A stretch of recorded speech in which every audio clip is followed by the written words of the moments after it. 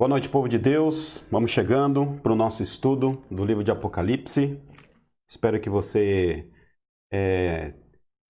tenha passado aí até essa quarta-feira uma semana abençoada. Logo, logo chega o domingo, a gente vai estar junto de novo com o estudo do livro de Jó e também os cultos às 18 horas. Que Deus abençoe sua vida. Já vai abrindo aí a sua Bíblia no livro de Apocalipse, capítulo 7. E hoje nós vamos estudar a partir do capítulo 7 do livro de Apocalipse.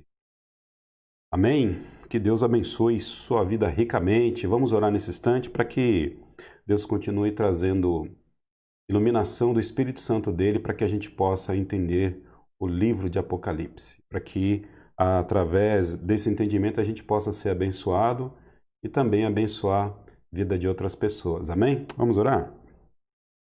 Deus, mais uma vez, nós estamos diante do Senhor, Pai eterno. Nós louvamos o Senhor, ó Pai Santo, porque o Senhor é Deus, o Senhor é o Deus da história, aquele que controla todas as coisas. Portanto, nós somos seguros, ó Pai Santo, diante daquilo, ó Pai, que a Tua palavra revela sobre o nosso destino, sobre o caminhar da humanidade. Obrigado, Deus, porque nós temos a oportunidade de entender a Tua palavra. Obrigado, Pai, porque um dia o Senhor escolheu, ó Deus, se revelar a nós.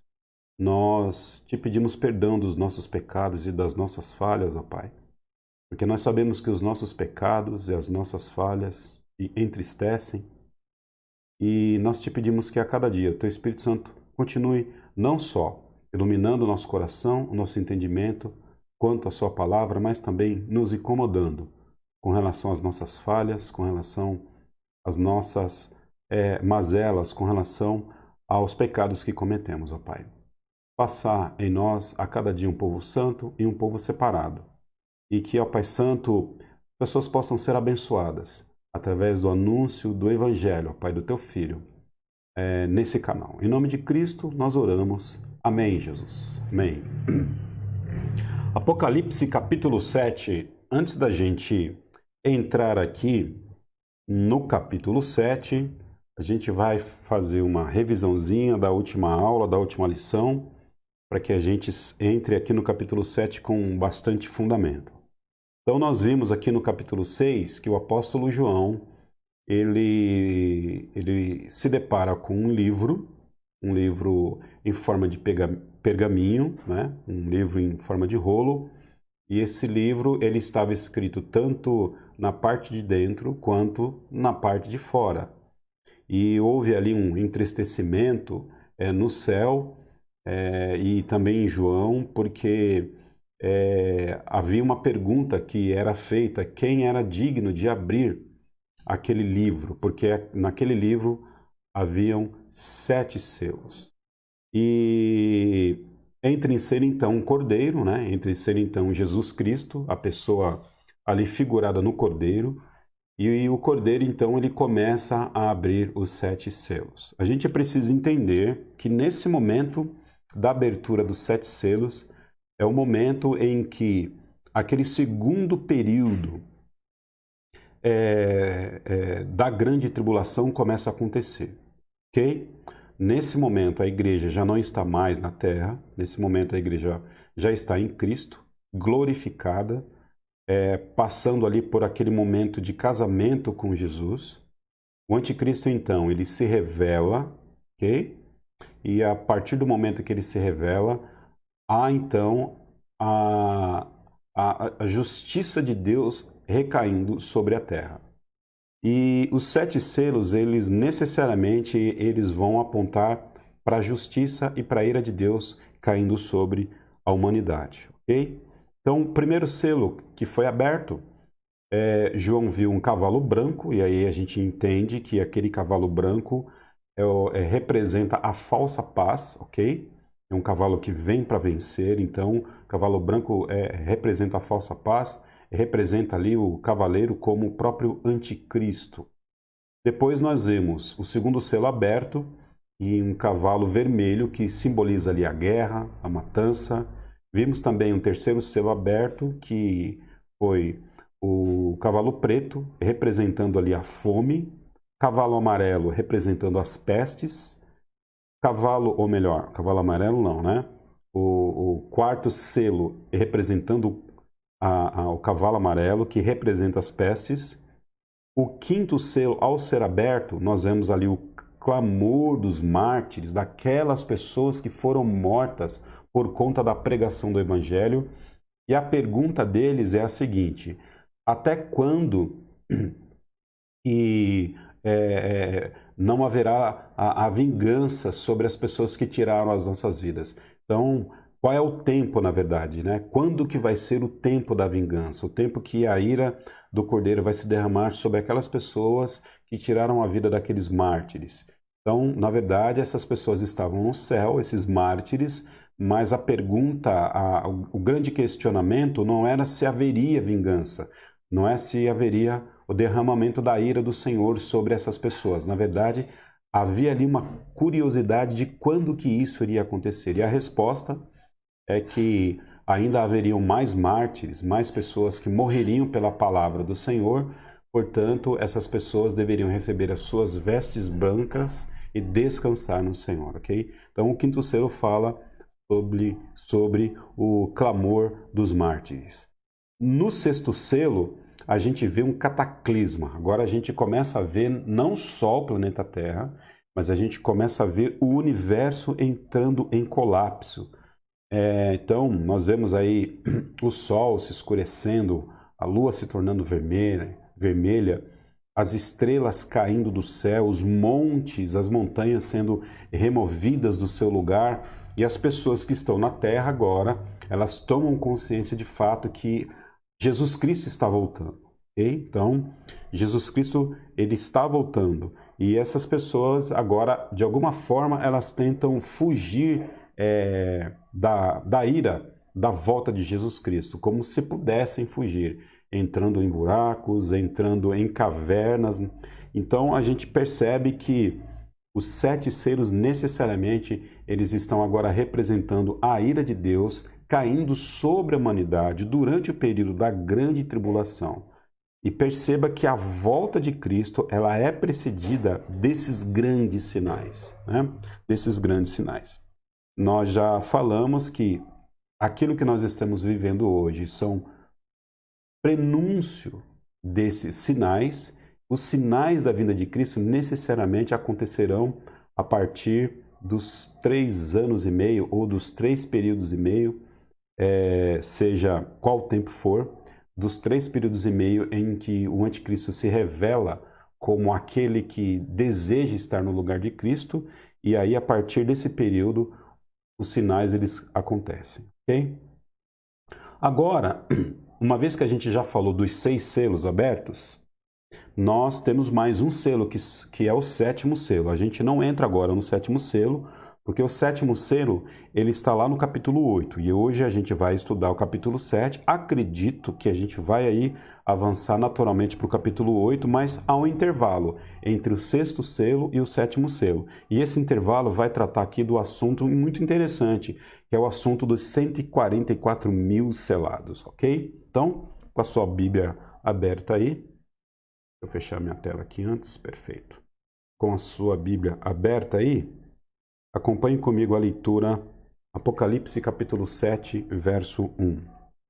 Depois disso, vi 4 anjos em pé nos 4 cantos da terra, retendo os 4 ventos, para impedir que qualquer vento soprasse na terra, no mar ou em qualquer árvore. Então, aquele momento de fome, aquele momento de peste, aquele momento de guerra, aquele momento de matança, aquele momento de cataclisma, onde o universo começa a se colapsar. E agora, após a abertura do sexto selo, que é o colapso universal, a gente vê o apóstolo João dizendo que viu 4 anjos em pé nos 4 cantos da terra. E a função deles, entre outras coisas, era reter os ventos, para impedir que qualquer vento soprasse sobre a terra, no mar ou em qualquer árvore. Então, imagine esse cenário de guerra, esse cenário de fome, esse cenário de caos, e de repente o vento para de soprar. Você já não escuta mais nenhum tipo de ruído. Há agora um silêncio que começa a tomar conta desse período dentro da grande tribulação. E esse silêncio, e a gente vai ver que esse silêncio ele vai se repetir por algumas vezes, ele de alguma forma causa uma expectativa muito grande sobre a humanidade, né? Talvez aquela expectativa em se perguntar o que vai ser agora, né? O que vai ser agora? Verso 2. Então vi outro anjo subindo do Oriente, agora um quinto anjo, né? Tendo o selo do Deus vivo. Ele bradou em alta voz aos 4 anjos, a quem havia sido dado poder para danificar a terra e o mar. Esses 4 anjos, eles tinham o poder de danificar a terra e o mar. Perceba que é dano e dor em cima de dor. Os 6 selos, os 5 selos, né? 5 selos que foram abertos mostram de fato a hecatombe que acontece ao mundo. Agora nós vemos mais 4 anjos, e esses 4 anjos têm poder para danificar o mar e a terra. Verso 3: Não danifiquem nem a terra, nem o mar, nem as árvores, até que as testas dos servos do nosso Deus, até que selemos as testas dos servos do nosso Deus. Verso 4.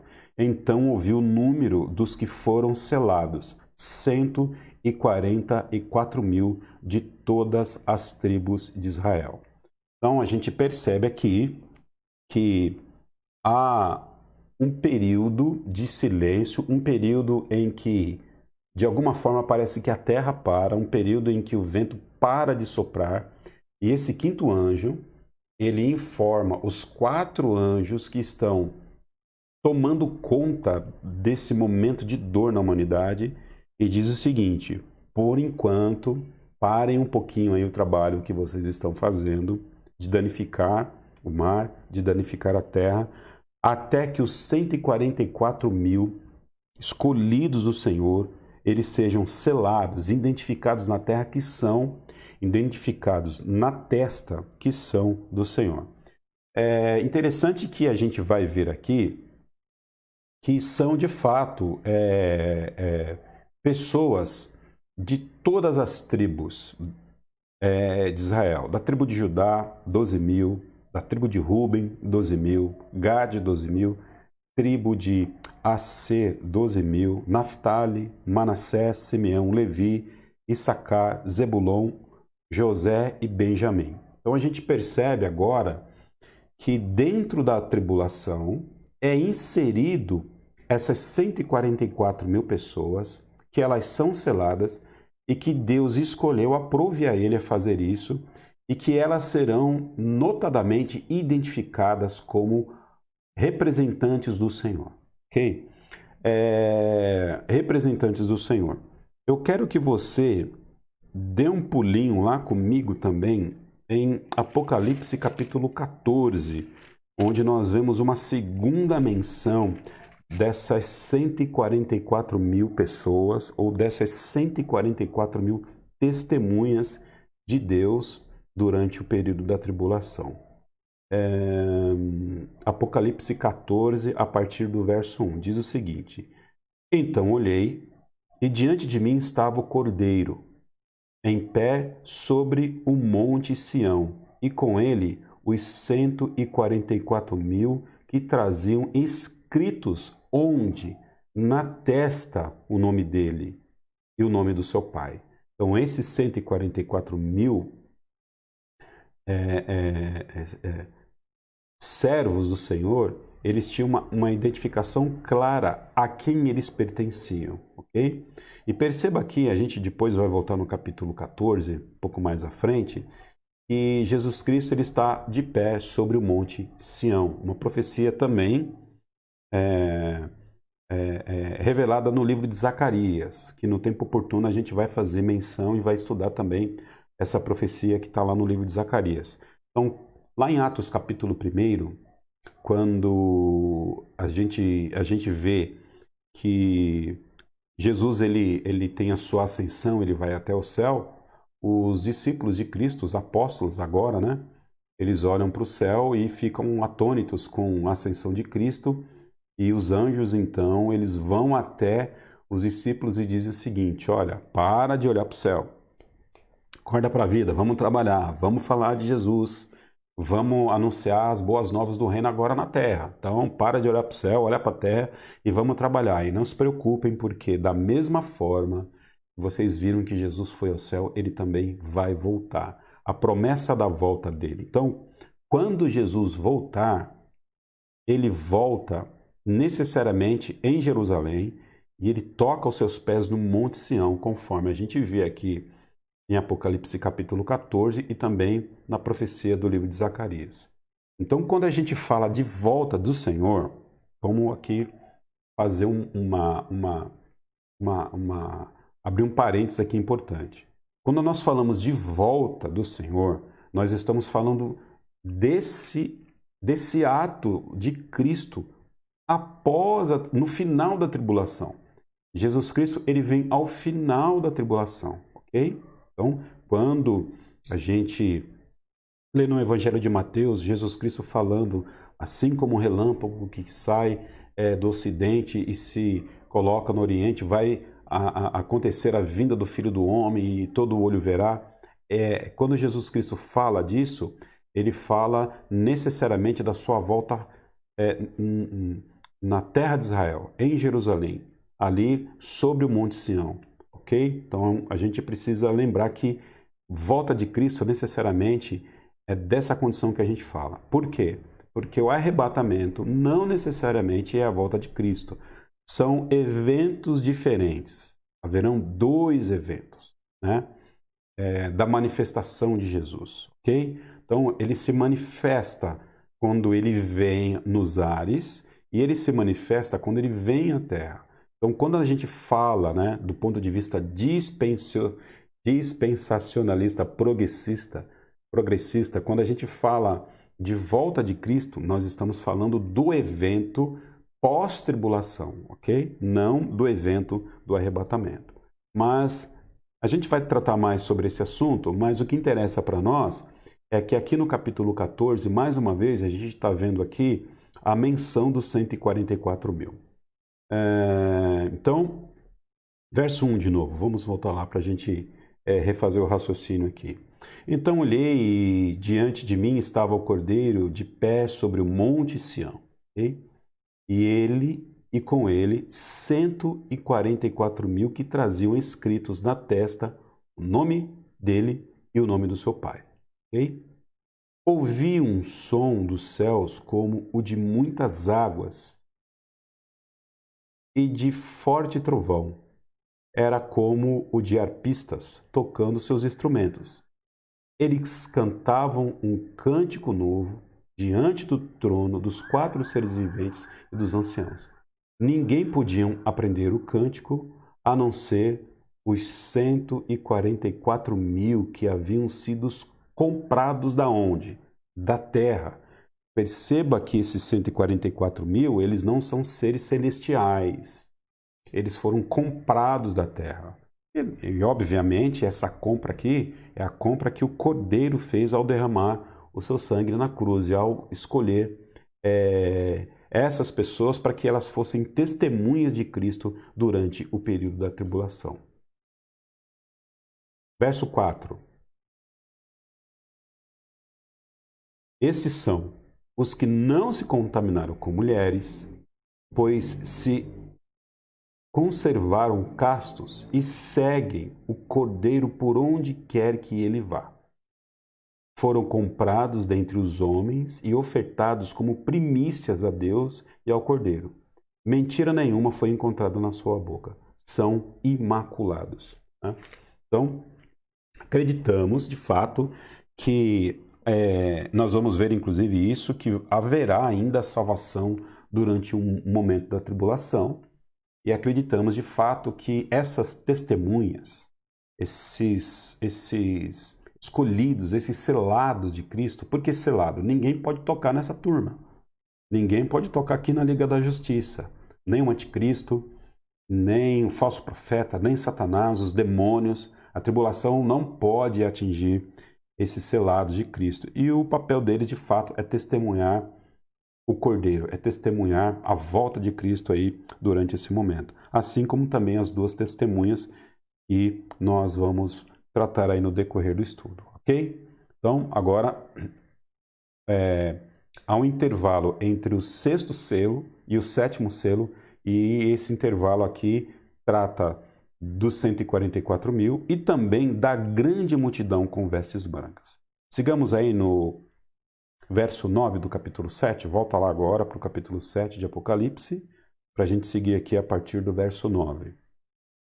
Depois disso, olhei e diante de mim estava uma grande multidão que ninguém podia contar, de todas as nações, tribos, povos e línguas, em pé diante do trono e do Cordeiro, com vestes brancas, segurando palmas, e clamavam em alta voz: a salvação pertence ao nosso Deus, que se assenta no trono e ao Cordeiro. Todos os anjos estavam em pé ao redor do trono, dos anciãos e dos 4 seres viventes. Eles se prostraram com o rosto em terra diante do trono e adoraram a Deus, dizendo: Amém. Louvor e glória, sabedoria, ação de graças, honra, poder e força sejam ao nosso Deus para todos sempre. Amém. Então um dos anciãos me perguntou: quem são estes que estão vestidos de branco? De onde vieram? Então, ok, esses que estão vestidos de branco, que estão cantando, né, um cântico ao Senhor e ao Cordeiro, segurando palmas nas mãos, simbolizando ali adoração e louvor ao Cordeiro e ao Pai. E agora há uma pergunta que João recebe de um ancião: quem são estes que estão vestidos de branco? De onde vieram? Verso 14: respondi: Senhor, tu sabes. E ele disse: esses são os que vieram da grande tribulação e lavaram as suas vestes e as alvejaram no sangue do Cordeiro. Perceba então de onde eles vieram. Eles vieram não do tempo da igreja, eles vieram do momento da tribulação. Isso mostra que haverá salvação durante o período da grande tribulação. E a salvação não pode ser de outra forma a não ser através de Cristo, a não ser através da pregação do Evangelho, né? Através da pregação. Por isso que entendemos que esses 144 mil serão as pessoas que testemunharão o nome de Deus e o nome do Cordeiro, até porque o nome de Jesus, o nome do Cordeiro vai estar estampado na testa desses 144 mil selados. E essas pessoas que estão agora cantando diante daquilo que João está vendo, essas pessoas, elas vieram da grande tribulação. Ok? Estou aqui apenas reforçando, e esse é o texto cabal que mostra que na tribulação haverá salvação. Louvado seja Deus por isso. Respondi, ok? Verso 15. Por isso eles estão diante do trono e o servem dia e noite em seu santuário. E aquele que está sentado no trono estenderá sobre eles o seu tabernáculo. Nunca mais. Olha que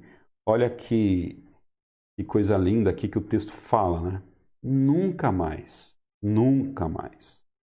terão fome.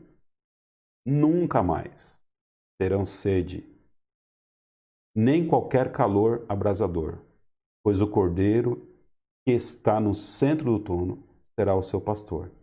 Ele os guiará às fontes de água viva, e Deus enxugará dos seus olhos toda a lágrima. Já entraram aqui para a eternidade e a gente percebe que não há possibilidade de existir fome, Ou melhor, não há mais possibilidade dessas pessoas voltarem a ter fome, a ter sede, a ter cansaço. Não haverá mais a possibilidade da queda. Houve sim a possibilidade da queda no jardim do Éden com Adão.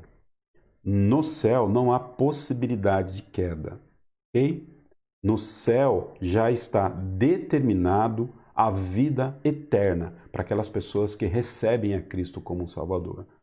Por quê? Porque já está determinado, porque Deus já decretou isso. Foi a forma pela qual ele construiu, né? Ele arquitetou a salvação, o plano da salvação.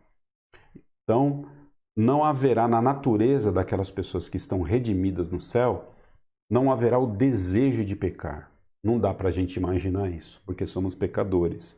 Mas a gente só pode dizer que vai ser assim, porque a palavra de Deus dá fundamentação para que a gente fale isso, né? Louvado seja Deus. E não vai ter choro, e não vai ter clamor. Interessante que nós também aqui, dá uma passadinha aqui no capítulo 5, vamos voltar aqui, que eu acredito que eu não comentei isso na última lição, na nossa última live. Deixa eu ver aqui. Desculpa, capítulo 6. Verso 9.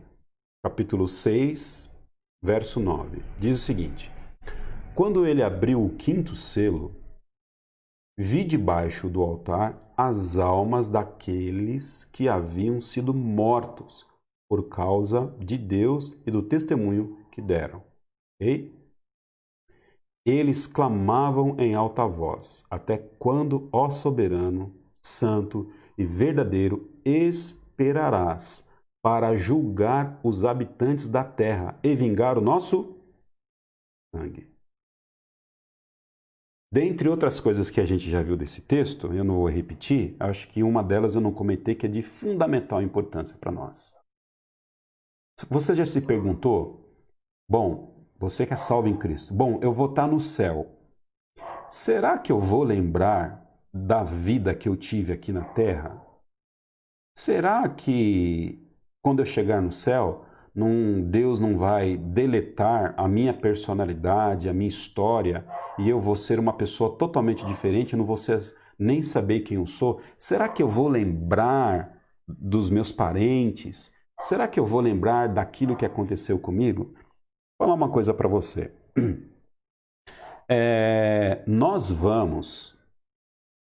Nós, crentes em Cristo, vamos ainda sentar e ceiar com Jesus. Nós vamos fazer uma festa de casamento. Ninguém vai casar com aquele que não conhece. Então, nós estamos nos preparando enquanto noiva de Cristo para as bodas com o Cordeiro. Então, o resultado da nossa vida no céu, certamente, é por conta do relacionamento que a gente já tem com o nosso noivo hoje aqui. Não faz sentido nós estarmos no céu e chegarmos lá e pensarmos assim: nossa, onde é que eu estou? Quem é aquele ali? Jesus? Ah, eu vou para um casamento? Eu não sabia. Não faz sentido. Noiva conhece o seu noivo. E a noiva, junto com o seu noivo, tem um histórico de relacionamento antes do casamento. Nós vamos continuar sendo quem somos, mas agora de forma glorificada. Deus não vai apagar as nossas memórias e Deus não vai apagar a nossa personalidade quando nós entrarmos no céu.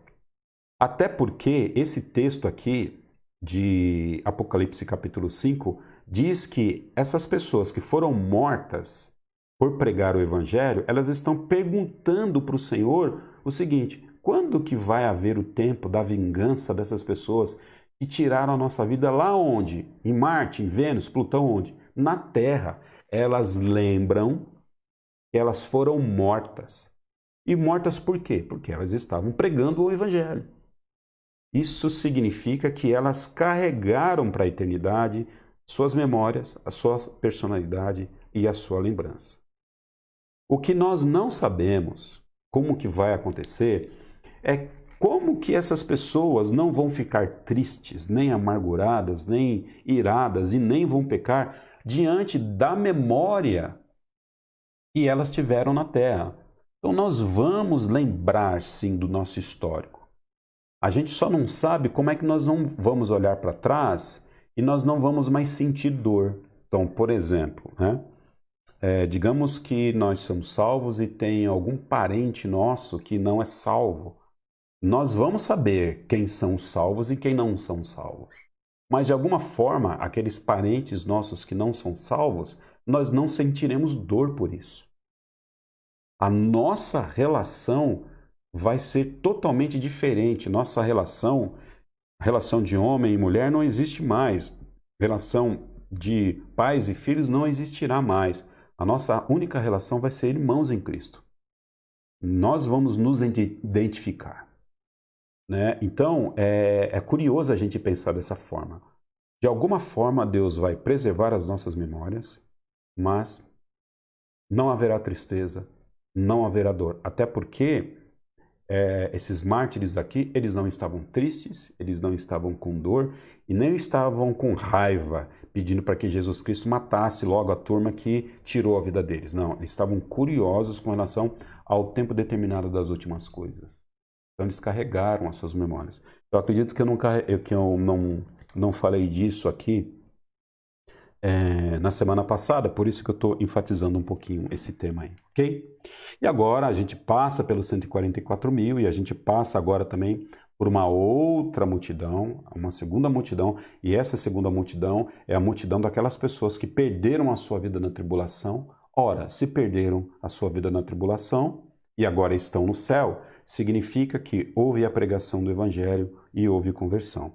E agora as igrejas todas fechadas, enfim, eu acredito que pessoas, pela consciência, elas vão lembrar de pregações, vão lembrar de programas de rádio, vão lembrar talvez aqui, acredito eu sim, que essa live ela vai ser vista aí por muita gente ali no início do período da tribulação, esses históricos que estão sendo produzidos, o evangelho que está sendo propagado, Deus está usando da pandemia do coronavírus para que as igrejas de fato coloquem o pé no mundo digital para que o evangelho seja anunciado, porque lá na frente, quando a igreja já não estiver mais na terra, pessoas irão se apropriar desses conteúdos que nós estamos construindo hoje para ter contato com Cristo. E muitas pessoas vão aceitar a Jesus através desses conteúdos digitais. E louvado seja Deus por isso. Amém? E essas pessoas aqui, grande parte delas, certamente vão estar nessa multidão aqui que vieram da grande tribulação. Sigamos então, deixa eu ver aqui o nosso horário, perfeito. Vamos entrar aqui no capítulo 8 do livro de Apocalipse. Deixa eu ver se tem alguma perguntinha aqui no meio do caminho. Parece que não tem, deixa eu ver aqui. Deixa eu ver aqui. A irmã Neide não perguntou nada hoje, né? A irmã Neide está comportadíssima. Ela não que ela não seja comportada, né? Manede, faz uma pergunta para a gente aí. Tem uma pergunta da Fabi. As 12 tribos não são exatamente as 12 tribos de Israel. Neste versículo não aparecem os 2 filhos de José, apenas ele e os seus 2 filhos. Também tem os levitas como tribo? Opa, há um motivo. Vamos lá. Vamos ver aqui as 12 tribos. Tribo de Judá. Tribo de Levi tem. Ô, Fabi, tá aqui, ó. Tribo de Levi tem. Então vamos lá. Que são os levitas. Os 2 filhos de José. Os 2 filhos de José, eles não são considerados como tribo. A tribo é apenas da raiz de José, né? Então esses filhos são os 12 filhos diretos da descendência de Abraão, ok? Então, os filhos de José não são considerados como tribo original. Perfeito? Acho que eu respondi aí. E a tribo de Levi está aqui, que são os levitas. Beijo no coração. Se eu não respondi depois, Fabi, já ouvi dizer que o não contaminado com mulheres seria o pecado e não mulheres de verdade. Qual a interpretação correta? Ah, muito boa pergunta. Na verdade, não é que o sexo é pecado, né? Não é que o sexo é pecado. A questão é que eles têm uma. A ideia aqui mesmo é a figura sexual. Porque no Antigo Testamento também, os judeus eles faziam o voto de levirato, ok? Então, dentre outros votos que existiam, as pessoas elas se dedicavam a, a se separar para trabalhos específicos do Senhor. Então, se abstinham de alguns alimentos, não bebiam vinho e não se casavam, ok? Então, não é necessariamente algo voltado a uma questão de prostituição, mas é uma questão de separação. Até porque esses 144 mil selados, eles estão apesar de serem homens, né, e são do gênero masculino, eles têm um trabalho, e o trabalho deles necessariamente é de testemunhar Jesus naquele momento. Então, não eram pessoas que deveriam se dar em casamento. Mas são mulheres literais, viu, Fabi? Não é necessariamente pecado, mas são mulheres de fato. Okay? A interpretação correta é que são mulheres. Vamos lá, quem mais tem aqui? Deixa eu ver aqui.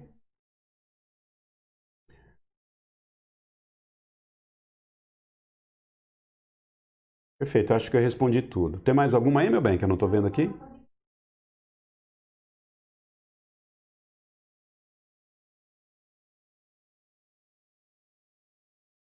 Tá bom, daqui a pouco, e não chegou para mim aqui, eu já respondo aí. Segura aí, tá bom? Oi? Se não falta a tribo de? A tribo de Dan, ela. Peraí.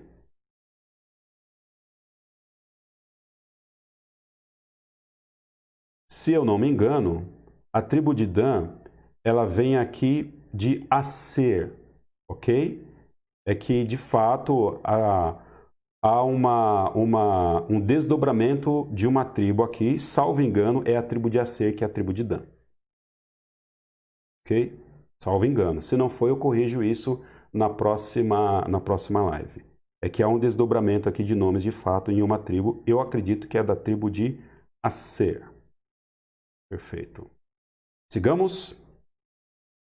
12 tribos, 144 mil homens. O sétimo selo e o incensário de ouro. Agora a gente sai desse intervalo dos 144 mil selados e da grande multidão de vestes brancas. Lembra lá que Jesus, que o Cordeiro abriu apenas 6 selos, agora vai abrir o sétimo selo. E, gente, ó, vou falar uma coisa para vocês.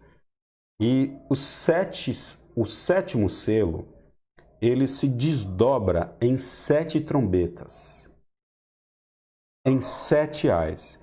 Então é assim, é pancada em cima de pancada. E a grande tribulação, ela é indescritível. Então está ruim um quadro, sempre pode piorar. Na grande tribulação é regra, sempre pode piorar, ok? Então o sétimo selo, de fato, é o selo final da ira do Cordeiro sobre a humanidade. Sigamos então. Vamos ver se a gente consegue aqui tempo para a gente tratar do sétimo selo. Quando ele abriu o sétimo selo, houve silêncio nos céus cerca de meia hora. Viu 7 anjos que se acham em pé diante de Deus. A eles foram dadas 7 trombetas. Um momento de silêncio. E durante aquele momento de silêncio, não só no céu, mas também na terra, esses anjos, eles recebiam agora, cada um, uma trombeta. 7 trombetas. Outro anjo que trazia um incensário de ouro aproximou-se e se colocou de pé junto ao altar. A ele foi dado muito incenso para oferecer com orações de todos os santos sobre o altar de ouro diante do trono. E da mão do anjo subiu diante de Deus a fumaça do incenso com as orações dos santos. As nossas orações diante de Deus que não são esquecidas. Elas estão lá em algum canto, vou usar aqui uma palavra de tecnologia, num servidor do Senhor, num servidor divino, guardadas. Nossas orações não são perdidas, elas são escutadas e guardadas por Deus. E na eternidade, estão lá guardadas, né? É o que o livro fala pra gente aqui. Louvado seja Deus por isso. Verso 5, então o anjo pegou o incensário, encheu-o com fogo do altar e o lançou sobre a terra.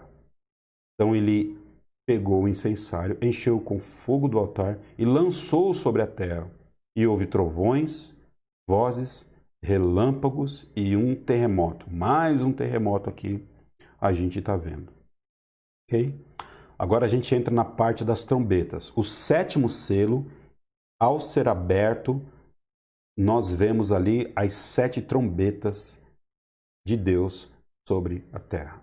Então 7 anjos que tinham as 7 trombetas prepararam-se para tocá-las.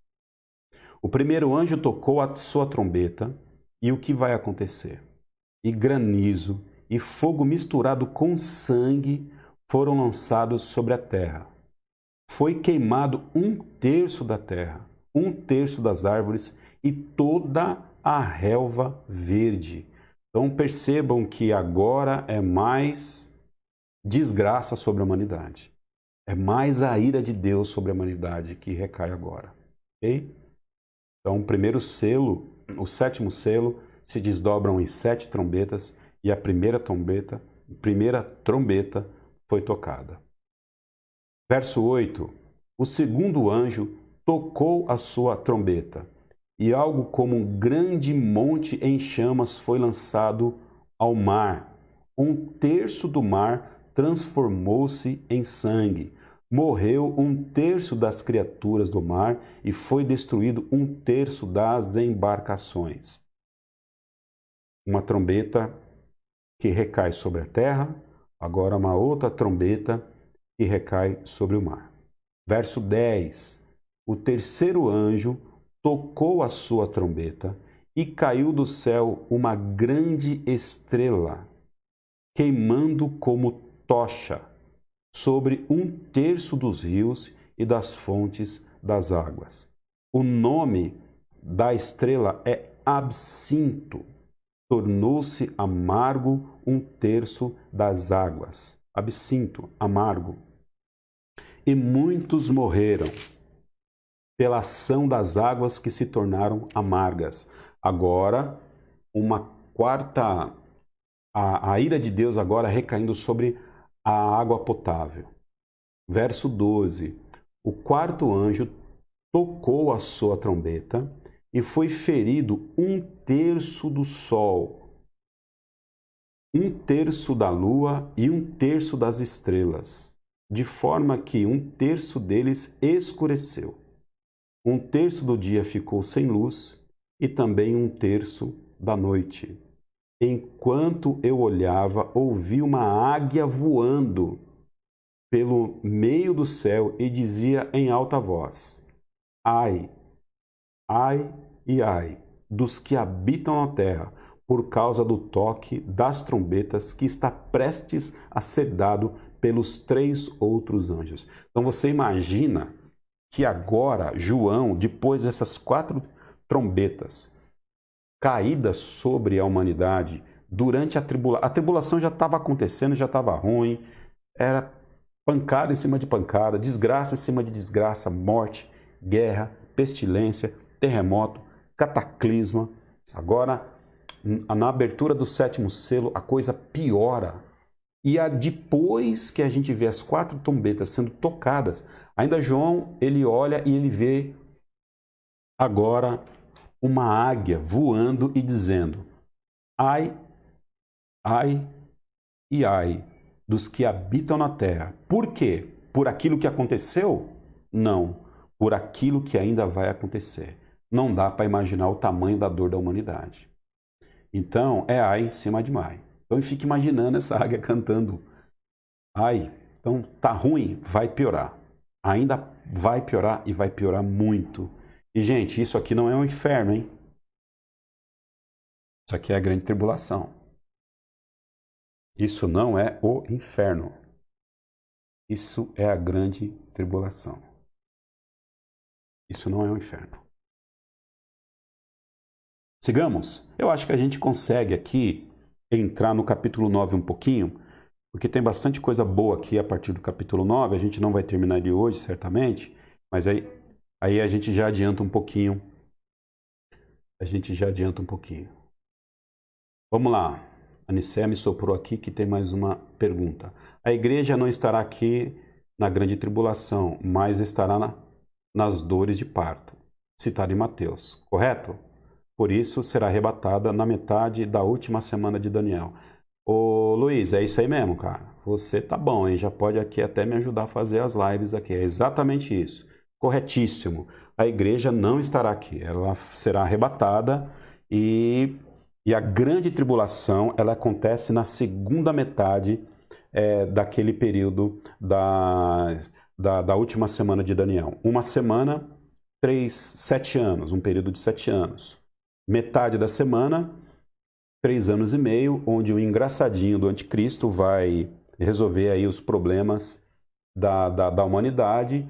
Na metade da semana de Daniel, ele deixa de ser engraçadinho e ele mostra a cara dele, começa a blasfemar contra o Senhor e ele tenta se colocar no lugar de Cristo. E é exatamente nesse momento que os selos são abertos e a grande tribulação de fato acontece. E enquanto tudo isso está acontecendo aqui, gente, nós estamos com o nosso Senhor numa grande festa, comendo bolo, tomando guaraná, fazendo uma grande festa lá, em nome do Senhor Jesus. Interessante, né? Pensando aqui, abrindo o intervalo. A gente está sabendo o que está acontecendo. Nós, de alguma forma, acreditamos que podemos até assistir isso, mas não haverá dor no nosso coração. Como é que isso vai processar? Não haverá nem espanto. Como é que isso vai processar? Não sei. É uma outra, de fato, é uma outra natureza, a natureza glorificada. Sigamos aí um pouquinho no capítulo 9. O quinto anjo tocou a sua trombeta. Ok? Tocou a sua trombeta. Eu vi uma estrela que havia caído do céu sobre a terra. A estrela foi dada a chave do poço do abismo. Quando ela abriu o abismo, subiu dele uma fumaça como a de uma gigantesca fornalha. O sol e o céu escureceram como a fumaça que saía do abismo. Da fumaça saíram gafanhotos que vieram sobre a terra. E lhes foi dado poder como o de escorpiões da terra. Eles receberam ordens para não causar dano nem à relva, nem à terra, nem a qualquer planta ou árvore, mas apenas aqueles que não tinham o selo de Deus na testa. Os 144.000 não poderiam ser afetados por esses gafanhotos que a gente vai interpretar aqui como demônios, porque ninguém pode com o povo de Deus, e louvado seja Deus por isso. Okay? Agora, o que eu quero chamar a atenção de vocês, talvez só para que a gente introduza aí o ensino da próxima live, é dar uma olhada aqui nesse abismo. Então a gente agora vê, depois da quinta trombeta tocada, uma estrela que havia caído do céu sobre a terra. A gente não vai ainda entrar em detalhes sobre essa estrela, quem é essa estrela, mas a gente aqui vai identificar um pouquinho esse abismo e tentar identificar aqui esses gafanhotos. A gente percebe que essa estrela, ao cair na terra, ela abre um abismo. E esse abismo, ele é como que uma grande fornalha, e dele vai começar a sair uma turma de cara feia que parece gafanhoto, e aí a coisa começa a ficar triste. Na verdade, são demônios, a gente vai trabalhar isso mais, né? Mas eu quero que você agora vá lá para o capítulo 8 do Evangelho de Lucas. Pega a sua Bíblia, vai lá no capítulo 8 do Evangelho de Lucas. Lucas, capítulo 8. Deixa eu ver se eu estou bom de Bíblia. Se é Lucas. Isso é o capítulo 8 mesmo. Isso, o pastor tá bom de Bíblia, hein? Verso 26, dá uma olhadinha aí. Lucas capítulo 8, verso 26. Lucas 8, 26. Navegaram para a região dos Gerazenos, que fica do outro lado do lago, frente a Galiléia. Quando Jesus pisou na terra, foi ao encontro dele quem? Um endemoniado daquela cidade. Fazia muito tempo que aquele homem não usava roupas, nem vivia em casa alguma, mas nos sepulcros. Esse camarada vivia pelado no cemitério. Quando Jesus viu, gritou. Quem que grita? Esse endemoniado. Ele gritou, prostrou-se aos seus pés, já ajoelha, e disse em alta voz: Que queres comigo, Jesus, Filho do Deus Altíssimo?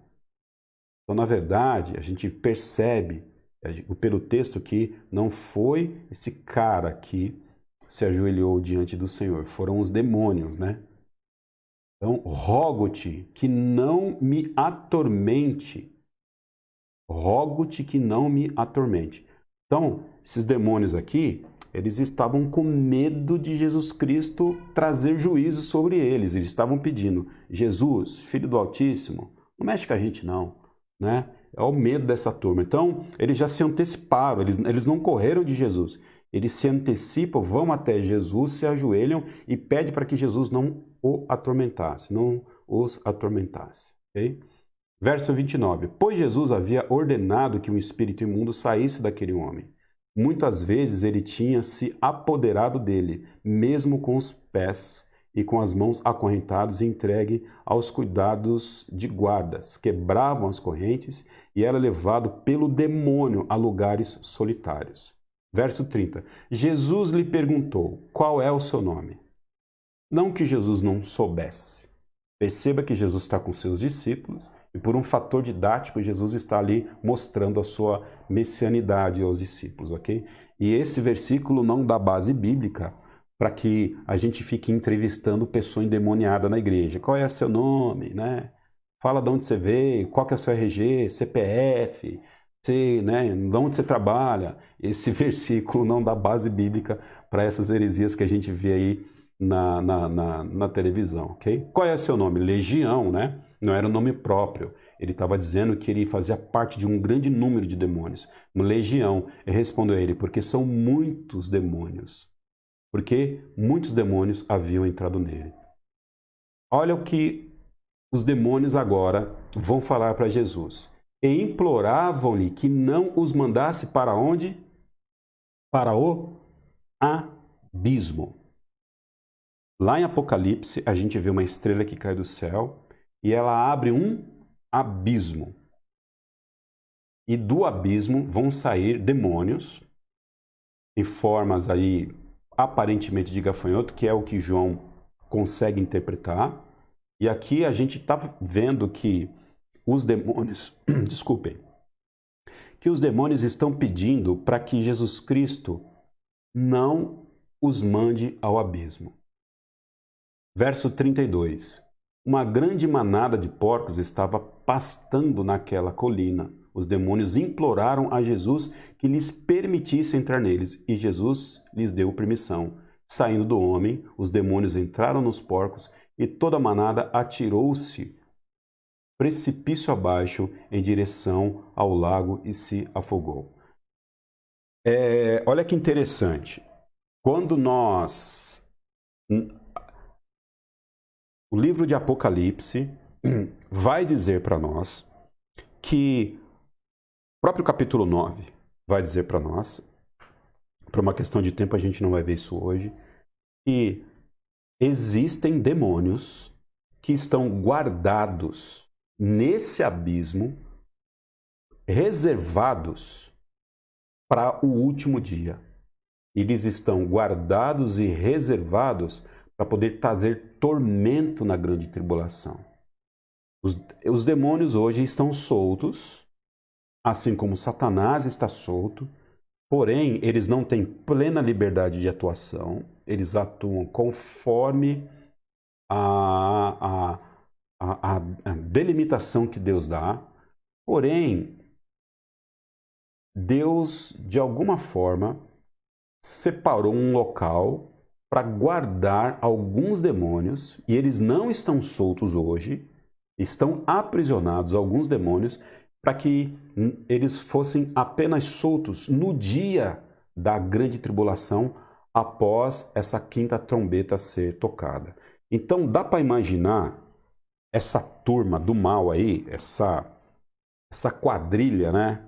Essa gangue do mal hoje, são demônios que hoje estão aprisionados nesse abismo, e era inclusive um local que os demônios não queriam ir. Esses demônios que estavam aqui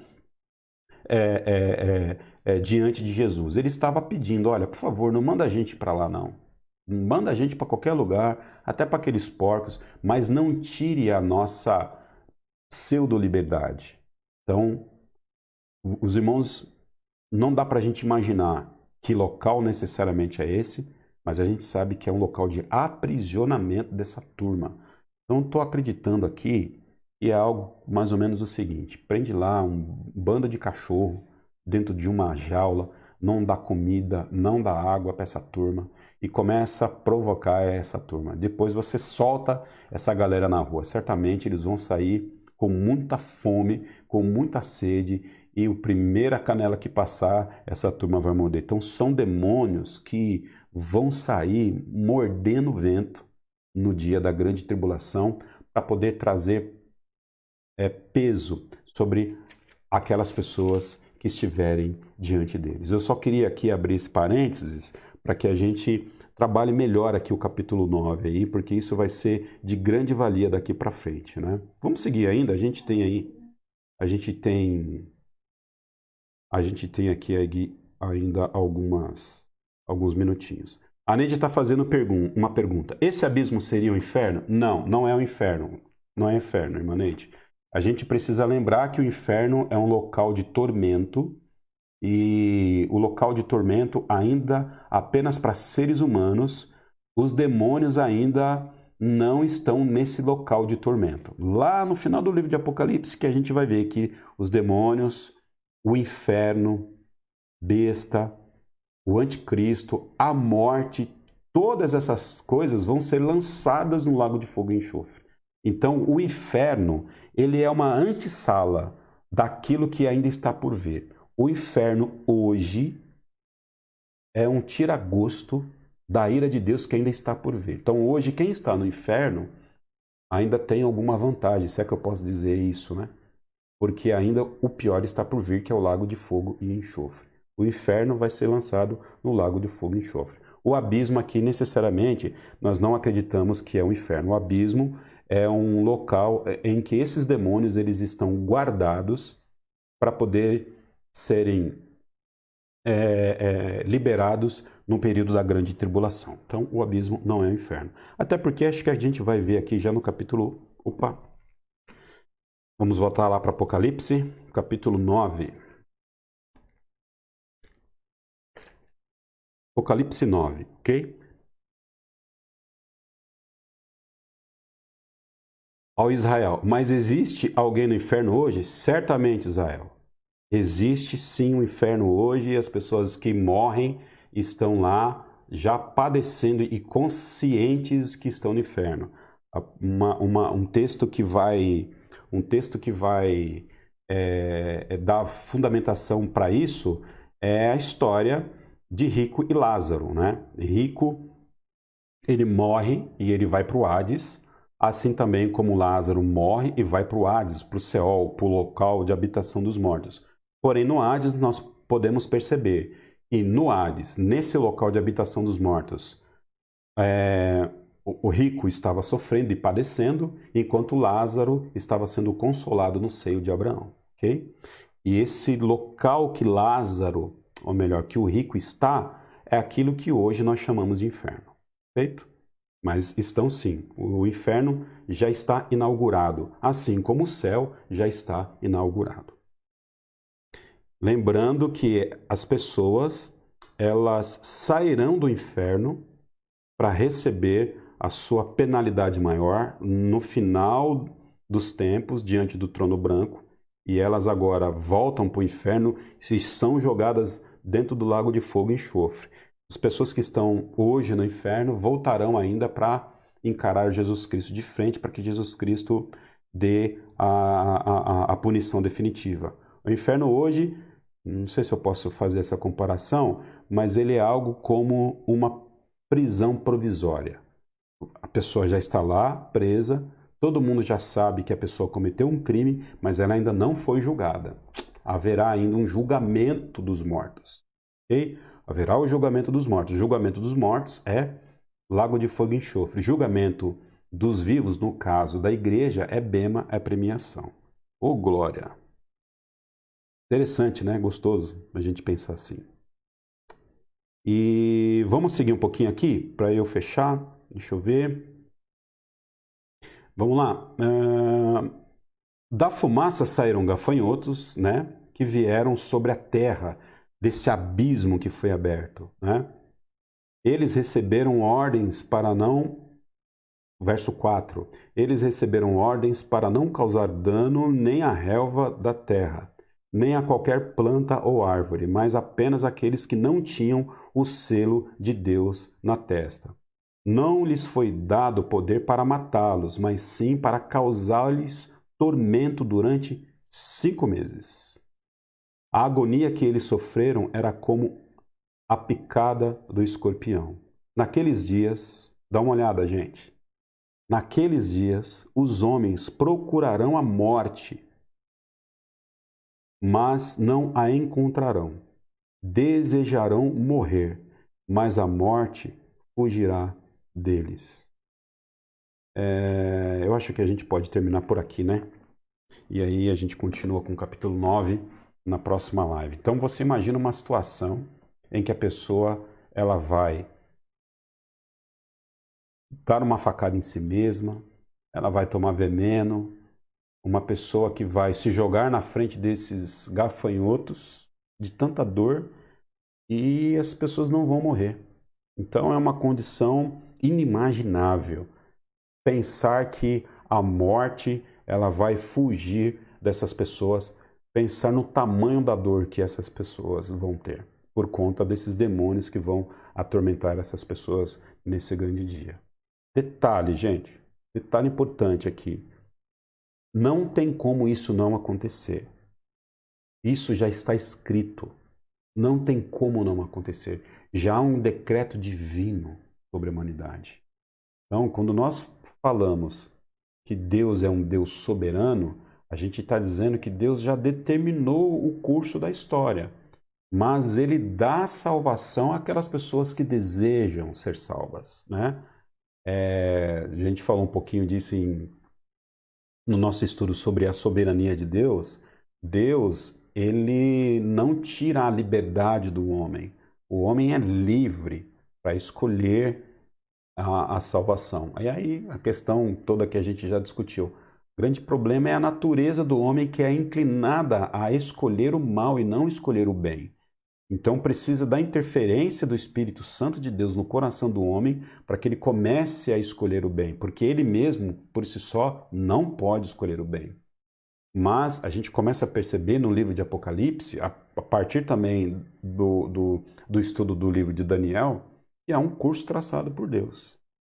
E bem-aventurado é aquele que entende isso e que gasta a sua vida para o Evangelho. Quando eu digo gastar a sua vida para o Evangelho, não é ser pastor, não é ser missionário, não é largar a vida profissional e sair por aí que nem João Batista. Gastar a vida para o Evangelho é ser seu profissional para o reino, é ser um pedreiro para o reino, é ser um motorista de ônibus para o reino, é ser um enfermeiro, uma enfermeira para o reino, é ser um empresário para o reino, né? Às vezes a gente fica pensando, né? Pessoas que têm empresa e aí tem lá os seus funcionários, custa 5 minutinhos de manhã, dá uma folga para a turma lá e fala, ó, vocês têm 5 minutos de intervalo. Você pode ir no banheiro, você pode tomar um cafezinho e se você quiser, você pode vir aqui escutar a palavra de Deus, eu vou orar pela sua vida. Olha que oportunidade rica que a gente tem. Às vezes a gente perde oportunidades de viver o reino, né? Por quê? É o que nós vamos levar para o céu. É o que nós vamos levar para o céu. É essa nossa vivência de reino. E às vezes a gente, como crente, se a gente não tomar cuidado, a gente pensa de forma horizontal. É tudo aqui e a gente não sabe o dia de amanhã, né? Mas aquilo que nós vamos ser no céu amanhã, aquilo que nós vamos receber, o nosso julgamento, né? Ou seja, o nosso bema, a nossa premiação, aquilo que nós vamos receber no céu é resultado daquilo que a gente vai produzir aqui na terra. Louvado seja Deus por aquele homem de Deus e aquela mulher de Deus que tem essa consciência. Esse é o momento da gente exercer boas obras. As boas obras não salvam, mas as boas obras certamente vai dar uma grande poupança para a gente no céu. E ficar imaginando, né? Como se não bastasse só a graça da salvação em Cristo, nós vamos ainda ser muito beneficiados no céu. Além de estar lá, a gente vai ter muita honraria e muito benefício. Sabe Deus aquilo que está esperando por nós. Amém? Que Deus abençoe sua vida. Fica com Deus, irmã Neide, Israel, varão do Senhor, Luiz, o Claudião tá aí. Deixa eu ver o que mais aí. Fabi, deixa eu ver o que mais. Tem bastante gente aí. Enicé, irmão Mário, Eunice. Que Deus abençoe vocês. Não consigo citar todo mundo aqui. A Isabel, irmã Maria Souto. Deus abençoe todos vocês. Beijo no coração e a gente volta com Apocalipse na próxima quarta-feira. Fiquem com Deus, vamos orar. Obrigado, Deus, pela tua palavra. Obrigado, Pai, porque o Senhor aquece nosso coração diante dessas verdades. Às vezes a gente pensa pequeno, Deus, porque nós nos limitamos a pensar e olhar as coisas que estão na terra. Mas grandes coisas estão por vir, como diz a canção, ó Pai. Grandes coisas estão por vir. Obrigado, ó Pai Santo, porque o teu Filho Jesus Cristo vai voltar. Obrigado, Pai Santo, porque os 144 mil testemunharão Jesus, mesmo na tribulação, e nada vai acontecer com eles. Obrigado pelas 2 testemunhas, ó Pai Santo, que também virão para anunciar o Evangelho. Obrigado, ó Pai Santo, pelo Cordeiro. Obrigado, ó Pai, pelo casamento que está aí por vir. Obrigado pela grande ceia, Pai Santo, em que nós estaremos com todos os povos, de todas as raças, de todas as tribos, de todas as nações, de todas as línguas. Obrigado porque lá, Pai Santo, nós não vamos ter denominações, nós não, ó Pai Santo, vamos nos atrapalhar com diferenças de doutrinas, às vezes que não são importantes, mas todo o teu povo vai estar lá. E nós vamos beber, ó Pai Santo, do cálice agora entregue nas mãos do teu Filho, pelas mãos do teu Filho Jesus Cristo. Se conosco, que continue, ó Pai Santo, conosco durante nosso período de descanso. Em nome de Jesus, nós oramos. Amém. Que Deus abençoe sua vida.